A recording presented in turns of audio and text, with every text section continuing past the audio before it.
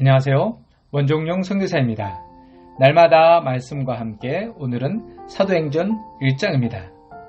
성경에서 유일하게 끝났으나 끝나지 않는 성경이 사도행전입니다.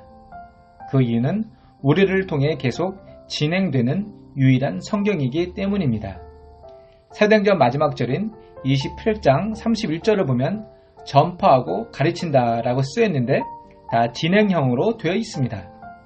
결국 시작은 하나님께서 하셨으나 완성은 우리가 하라는 하나님의 명령이 있는 것입니다. 무엇을 가르치고 전파하느냐? 바로 하나님 나라입니다. 예수님은 이 땅에서 하나님 나라를 선포하신 것입니다. 성경의 전체적인 주제는 하나님 나라입니다. 사도행전의 주제도 하나님의 나라입니다. 사도행전 1장은 예수님의 유언과도 같은 말씀입니다. 예수님의 말씀은 사도행전 1장 8절에 성령을 받고 예루살렘과 유대와 땅끝까지 이르러 주님이 증인이 되는 것입니다. 곧 하나님 나라를 확장하는 것입니다. 가서 모든 족속으로 제자로 삼아 하나님 나라를 만들라는 명령입니다. 그리고 예수님은 부활하신 후 40일 동안의 지상에서 제자들과 시간을 보내셨습니다. 그 기간 동안 예수님이 하신 일은 하나님 나라를 가르치셨습니다. 앞으로 제자들이 복음을 증거해야 하는데 이 복음의 핵심이 무엇이냐입니다. 너희 죄로 인하여 예수가 죽고 다시 그 예수가 살아나셨다. 지금은 죽은 예수를 믿는 것이 아니라 지금은 살아계신 그로 역사하시는 예수님을 믿고 만나는 것이다 라고 선포하는 것입니다. 기독교는 말이 아니라 능력이 있습니다. 예수님을 만나야 우리의 소명이 무엇인지, 선교가 무엇인지, 증인된 삶이 무엇인지를 꿈꿀 수 있습니다. 예수님을 만나지 않고서는 절대로 증인의 자리에, 선교의 자리에 설 수 없습니다. 그 하나님 나라는 우리가 죽어서 가는 천국이 아니라 하나님의 통치를 받은 나라, 땅, 영토의 개념입니다.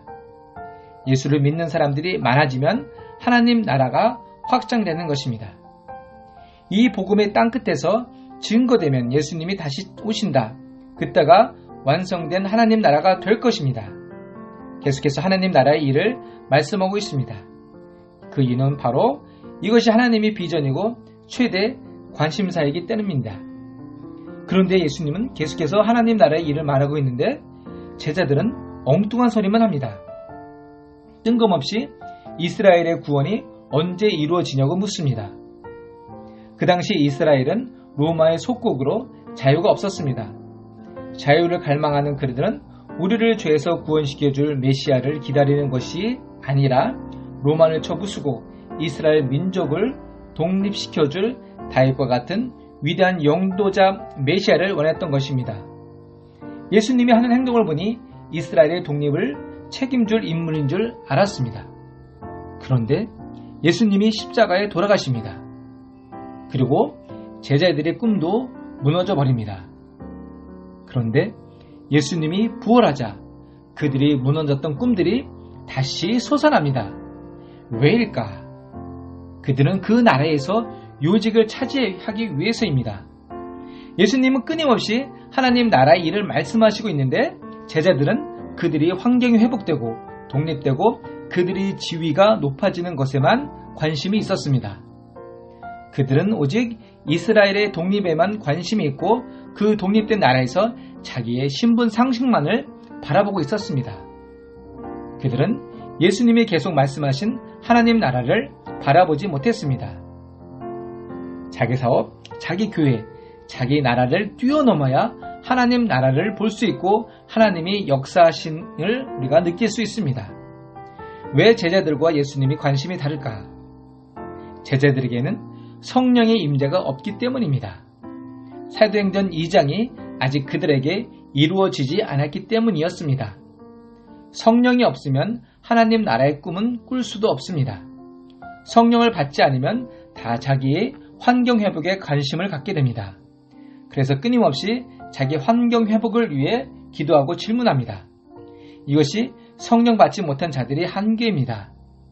우리는 우리 복이 아니라 하나님 나라의 회복에 있습니다.